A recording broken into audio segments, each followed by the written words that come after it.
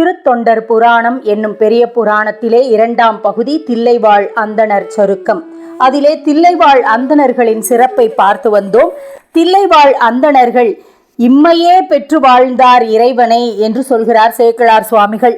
செம்மையால் தனிந்த சிந்தை தெய்வ வேதியர்களானார் மும்மை ஆயிரவர் தாங்கள் போற்றிட முதல்வனாரை இம்மையே பெற்று வாழ்ந்தார் இனி பெரும் பேர் ஒன்று இல்லார் தம்மையே தமக்கு ஒப்பான நிலைமையால் தலைமை சார்ந்தார். தனக்கு உவமையே சொல்ல முடியாத அளவுக்கு அவர்கள் சிவன் அருட்செல்வம் பெற்றவர்கள்.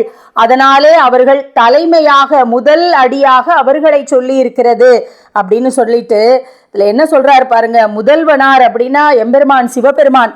அவரை இம்மையே பெற்று வாழ்ந்தார். எல்லாரும் மறுமையில் தானே அவரை அடைய வேண்டும் என்று காத்துக்கிருக்கிறோம். ஆனா அவர்களுக்கு மட்டும் இம்மையே, இந்த பிறவியிலேயே அவர்கள் முதல்வனாரோடு தான் இருக்கிறார்கள் அப்படின்ட்டாரு. அது தில்லை சிதம்பரத்திலே இறைவன் திருநடம் செய்கிறானே, அந்த ஆனந்த தாண்டவத்தை அன்றாடம் கண்டு இன்புற்று அவருக்கு அணுக்க தொண்டர்களாக இருக்கும் தகுதி பெற்றவர்கள் என்பதால் அவர்கள் ஒப்பாரும் மிக்காரும் மற்றவர்கள். அவர்களுக்கு நிகர் அவர்களே ஆவர்.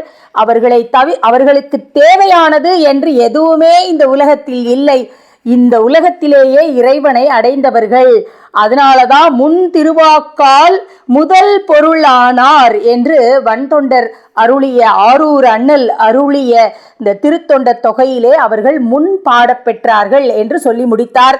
அடுத்தது என்ன சொல்ல வரார்னா, திருநீலகண்ட குயவனார் அவருடைய சரித்திரம்தான் 2ஆவதாக திருத்தொண்ட தொகையிலே சொல்லப்பட்டிருக்கிறது. அதை தொடர்கிறார். அகலிடத்து உயர்ந்த தில்லை அந்தணர் அகிலமெல்லாம் புகழ் திருமறையோர் என்றும் பொதுநடம் போற்றி வாழ நிகழ்தரு நீலகண்ட குயவனார் நீடு வாய்மை திகழும் அன்புடைய தொண்டர் செய்தவம் கூறலுற்றாம். அவர் செய்த தவம் என்ன? அதாவது இவ்வளவு நேரமும் நாங்க தில்லைவாழ் அந்தணர்களுடைய பெருமையை சொல்லி கொண்டு வந்தோமே, அதை தாண்டி பரந்து விரிந்த இவ்வுலகங்கள் எல்லாவற்றிலும் மேன்மை உடையவர்கள் உயர்ந்தவர்கள் என்று தில்லைவாழ் அந்தணர்களை சொன்னோம். இவ்வுலகத்து மக்களால் போற்றி புகழத்தக்கவர்களாகவும் அவர்கள் இருக்கிறார்கள். 4 மறைகளிலும் தமிழ் வேதங்களிலும் வல்லவர்களாக அவர்கள் இருக்கிறார்கள். அவர்கள் எப்போதும் இடைவிடாது தொடர்ந்து தில்லை சிற்றம்பலத்துள் வீற்றிருந்து ஆனந்த தாண்டவமாடும் தில்லை கூத்தனுக்கு திருத்தொண்டாற்றி இனிது வாழ்கிறார்கள். இப்போது நாம் குலால மரபில் பிறந்த திருநீலகண்டர் என்னும் மிக்க வாய்மை குணம் பொருந்திய எம்பெருமானிடம் அன்பு செலுத்துகின்ற மற்றொரு தொண்டரான அரிய தவத்தை பற்றி கூறத் தொடங்குகிறோம். அவர் என்ன அரிய தவம் செய்திருக்கிறார் அப்படின்னா, அடுத்த நாயனார் பற்றி பேசத் தொடங்குகிறார் சேக்கிழார் சுவாமிகள். திருநீலகண்ட நாயனார் புராணம் 44 பாடல்களிலே சொல்லப்பட்டிருக்கிறது. திருத்தொண்ட தொகையிலே திருநீலகண்டத்து குயவனார்க்கு அடியேன் என்று சுந்தரமூர்த்தி சுவாமிகள் பாடியிருக்கிறார். திருத்தொண்டர் திருவந்தாதியிலே சொல்ல சிவன் திரு ஆணை தன் தூமொழி தோல் நசையால் ஒல்லை துறந்து உரு மூத்ததற் பின்னும் உமைகோன் அருளால் வில்லை புரை நுதலாளொடு இளமை பெற்று இன்பம் மிக்கான் தில்லை திருநீலகண்ட குயவனாம் செய்தவனே அப்படின்னு பாடியிருக்கிறார். இப்போ அடுத்தது இதை அடிப்படையாக கொண்டு சேக்கிழார் சுவாமிகள் அவருடைய சரித்திரத்தை, அவரின் தவத்தை, தவ பயனை நமக்கு சொல்ல போகிறார். வேதியர் தில்லை மூதூர் வேட்கோவர் குலத்து வந்தார் மாதொரு பாகம் நோக்கி மண்ணு சிற்றம்பலத்தே ஆதியும் முடிவும் இல்லா அற்புத தனி கூத்தாடும் நாதனார் கழல்கள் வாழ்த்தி வழிபடும் நலத்தின் மிக்கார். முன்னால பாடல்களையே சொன்னாரே, தில்லைவாழ் அந்தணர்களுடைய சிறப்பு. மறையவர்கள் வாழ்கின்ற பழம்பதியாகிய தில்லை அந்த நகரத்திலே குலால குலம் என்று மண்பாண்டங்கள் செய்கிறார்கள் இல்லவா, குயவர் குலம். அதிலே தோன்றியவர் திருநீலகண்டர் என்பவர். அவர் உமையம்மையை தன் இடப்பாகத்தில் கொண்டுள்ள எம்பெருமானின் தரிசனத்தை பார்த்து நிலை பெற்று இருக்கின்ற தில்லை சிற்றம்பலத்தில் ஆதியும் அந்தமும் இல்லாத அற்புதமான ஒப்பற்ற ஆனந்த தாண்டவத்தை இடைவிடாது ஆடிக்கொண்டிருக்கும் எம்பெருமான் நடராஜ பெருமானின் திருவடிகளை ஏத்தி போற்றி வணங்கி துதித்து வழிபாடு செய்கின்ற நல்ல குணத்தில் தலை சிறந்தவராக திகழ்ந்தார் அப்படிங்கிறாரு. அவருடைய அறிமுகமே இப்படி இருக்கிறது. பொய் கடிந்து அறத்தின் வாழ்வார் புனல் சடை முடியார்க்கு அன்பர் மெய்யடியார்கட்கு ஆன பணி செய்யும் விருப்பில் நின்றார் வையகம் போற்றும் செய்கை மனையறம் புரிந்து வாழ்வார் சைவ மெய்த்திருவின் சார்வே பொருள் என சாரும் நீரார். அதாவது சைவ திருப்பணி அதுதான் இருக்கிறதுலே நல்ல பொருள் அப்படின்னு சொல்லி வாழ்ந்தாராம். என்னென்ன பண்ணிட்டு இருக்காரு பாருங்க.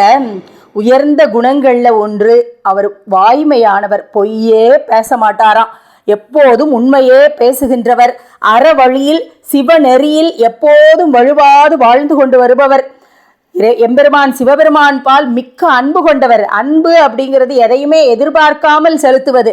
அதனால இதை எதையுமே அவர் இறைவனிடம் எதிர்பார்க்கவில்லை, ஆனால் தன்னுடைய அன்பை தந்து கொண்டே இருந்தார் சிவபெருமானுக்கு அப்படிங்கிறது தான் இங்க குறிப்பு. சிவபெருமானுக்கு தொண்டு செய்யும் மெய்யடியார்கள் இருக்கிறார்களே, அந்த மெய்யடியார்களுக்கு, சிவன் அடியார்களுக்கு தன்னாலான தொண்டுகளை செய்வதில் விருப்பம் கொண்டவராக இவர் இருந்தார் அப்படிங்கிறாரு.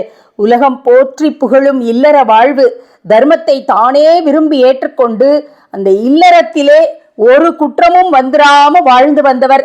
சைவ சமயத்தின் உண்மையான செல்வம் அப்படின்னு எதை சொல்லுவோம்?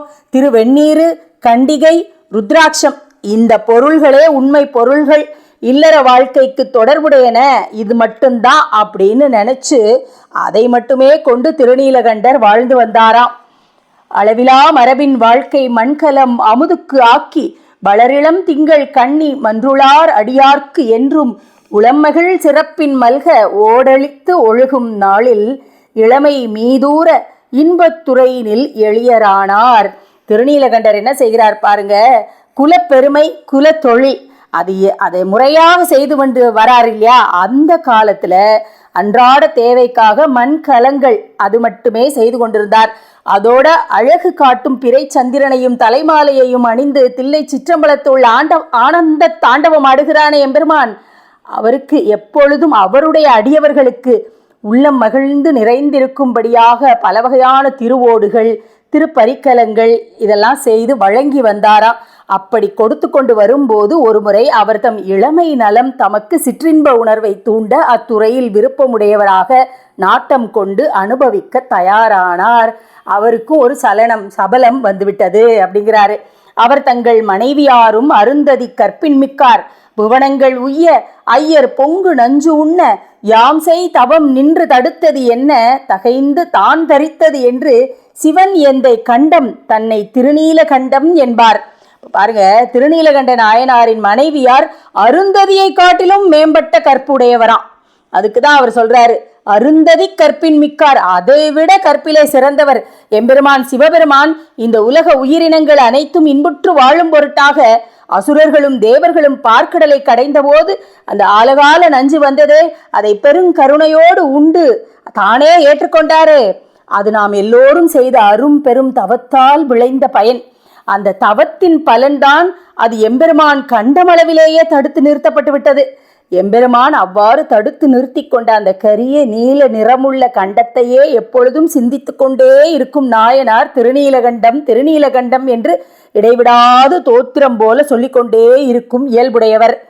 அவரே திருநீலகண்டர் என்று வழங்கப்படலாயிற்று அவருடைய பெயரே.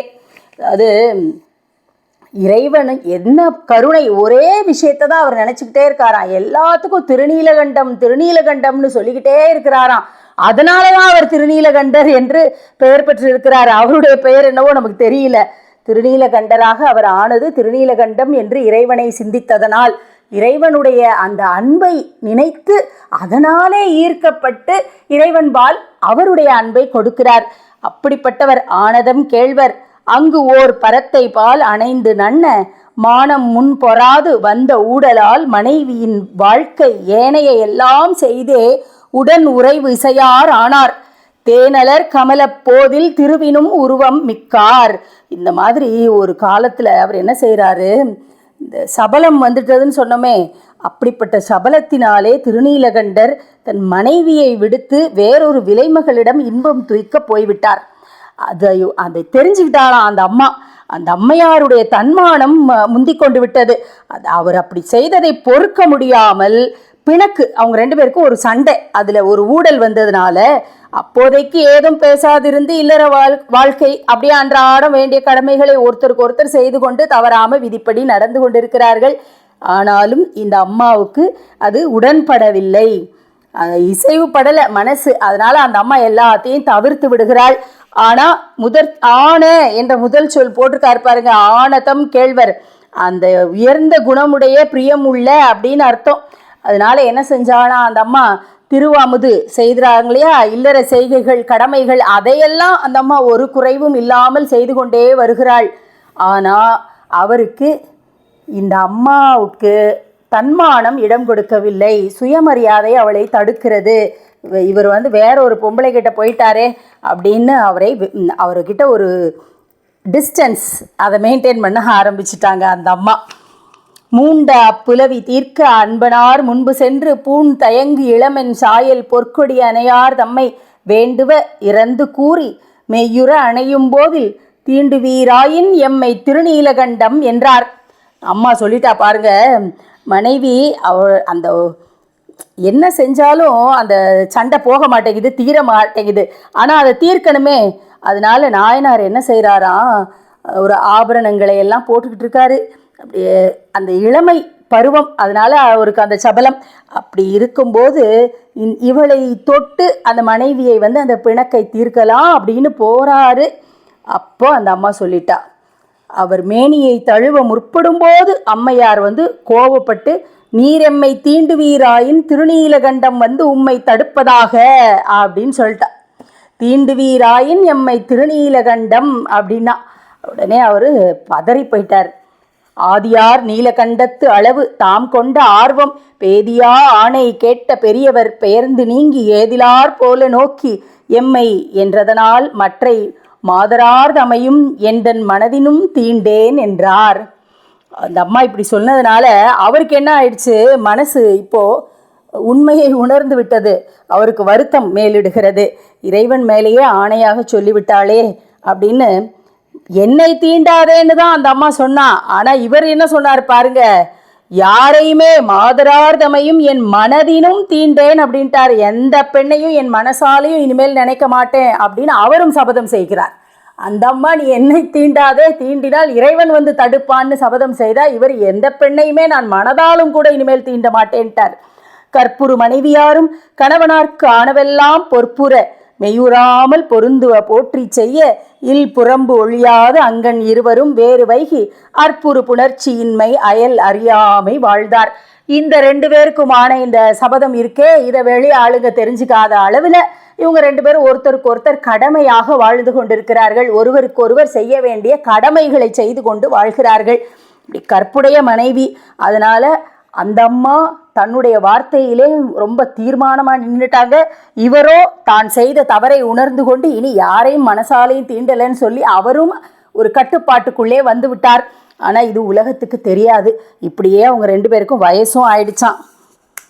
இப்படியே வயசாக என்ன ஆகும், இறைவனின் மீது கொண்ட அந்த அன்பும் கருணையும் இன்னும் அதிகமாக பெருகி இருக்கிறது. வயது மூப்பு ஏறிக்கொண்டு போகிறது. ஆனால் 2 பேரும் இந்த நெறியிலிருந்து வழுவாமல் இருக்கிறார்கள். இந்நெறி ஒழுகும் நாளில் எரி தளிர்த்து என்ன நீண்ட மின் ஒளிர் சடையோன் தானும் தொண்டரை விளக்கம் காண நல் நெறி இதுவாம் என்று ஞாலத்தார் விரும்பி உய்யும் அந்நெறி காட்டும் ஆற்றால் அருள் சிவயோகி ஆகி வரப்போறார். இறைவன் சிவயோகியாக வருகிறார். எப்படி? கீழோடு கோவணம் சாத்தி கேடிலா வாழ்விடு நீற்றொளி மலர்ந்த மேனிமேல் தோளோடு மார்பிடை துவளும் நூலுடன் நீள் ஒளி வளர்த்திரு முண்ட நெற்றியும். பார்த்துக்கிட்டே வராரு. இவர் எப்படி வராருன்னு பாருங்க. வெறும் கோவணம் தானா, அரைஞான் கயிற்றில் கூடிய கோவணத்தை மட்டும் அணிந்து கொண்டிருக்கிறாராம். எந்த குறைவும் இல்லையா, ஒளி வீசுகிறதாம். வெண்ணீற்றின் ஒளி திருமேனி எங்கும் பரவி இருக்கிறதா. அப்படியே உடம்பு முழுக்க விபூதியை பூசிக்கொண்டு வெறும் கோவணத்தை மட்டும் கட்டிக்கொண்டு மார்பிலே பூணூல் இருக்கிறது. அதை போட்டுக்கொண்டு நீண்ட ஒளி வளர்கின்ற 3 கீற்றுகளால் ஆன திருநீற்றுப்பட்டை அது நெற்றியில் அப்படி போட்டிருக்காராம். 3 கோடா இருக்குதான். அப்படி போட்டுக்கிட்டு நெடுஞ்சடை கரந்திட நெறிந்த பம்பையும் விடுங்கதிர் முறுவல் வெண்ணிலவு மேம்பட இடும்பலி பாத்திரம் ஏந்து கையராய் நடந்து பேட்கோவர்தம் மனையில் நன்னினார். இப்படி கொஞ்சம் கஷ்டப்பட்ட ஒரு ஜீவனா தன்னை வச்சுக்கிட்டாரு. ஜடாமுடியை உடைய எம்பெருமான் என்ன செய்கிறார், தன்னுடைய கோலத்தை மறைத்து கொண்டு எதுவுமே இல்லாத ஒரு எளிய பிராமணன் அதை வச்சுக்கிட்டு ஒரு திருவோட்டையும் ஏந்திக்கிட்டு கால் நோக நடந்து வந்த மாதிரி அப்படி குயவனாருடைய திருநீலகண்டருடைய வீட்டை அடைகிறார் அப்படின்னு சொல்றாரு. ஓ நன்னியே தவ சிவயோக நாதரை கண்ணுற நோக்கிய காதல் அன்பர்தாம் புண்ணிய தொண்டராம் என்று போற்றி செய்து எண்ணிய வகையினால் எதிர்கொண்டு ஏத்தினார். வாங்க வாங்கன்னு வரவேற்று கூப்பிடுறாரு.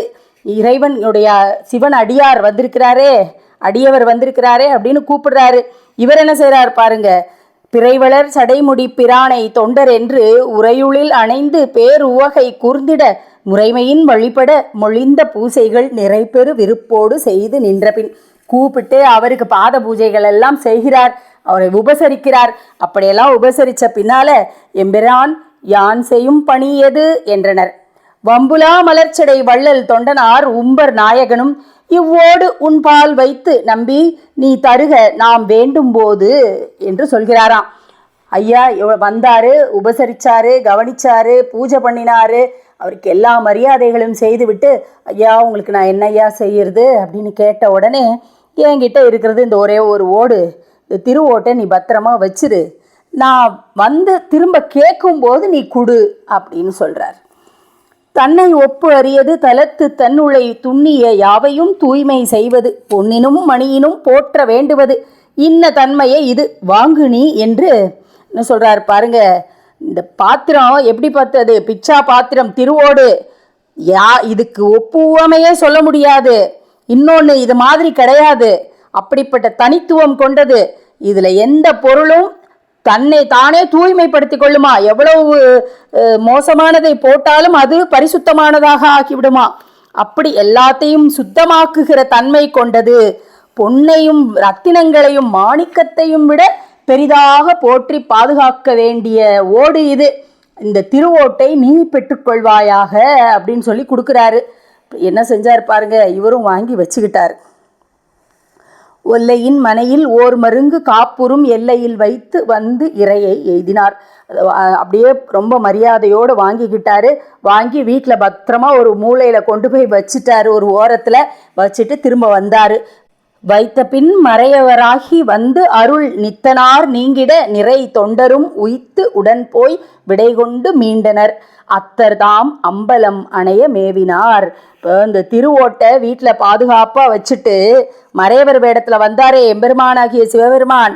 அங்கிருந்து அவர் கிளம்பினதுக்கு அப்புறம் அது வரைக்கும் அங்கே நின்று பார்த்துக்கிட்டே இருந்தாராம் திருநீலகண்டர். அவர் கூட கொஞ்சம் தூரம் நடந்து போய் அவரை வழி அனுப்பவும் செஞ்சாராம். அப்படியெல்லாம் செஞ்சுட்டு அவர்கிட்ட அனுமதியும் வாங்கிக்கிட்டு திரும்ப வீட்டுக்கு வந்து சேர்ந்தார். தந்தை போல எம்பெருமான் அவருடைய யதாஸ்தானமாகிய தில்லை சிற்றம்பலத்தை சென்று அடைந்தார். இப்போ வந்தது யாரு அப்படிங்கிறத இங்கே சொல்லியாச்சு. வந்தவர் ஓட்டை கொடுத்தாரு. இது பொன்னோ மணியோ எதையுமே கொண்டு நிரப்ப முடியாதது. இதில் எதை வச்சாலும் அது பரிசுத்தமாகும். அப்பேற்பட்டது. இந்த மாதிரி இன்னொரு திருவோடு இங்கே கிடையாது உலகத்தில். அதனால இதை பத்திரமா வச்சிருன்னு சொல்லியிருந்தாரு. இவர் என்ன செய்ய போகிறார், வந்தவர் ஏன் இதை கொடுத்திருக்கிறார், எல்லாவற்றையும் நாளை பார்ப்போம்.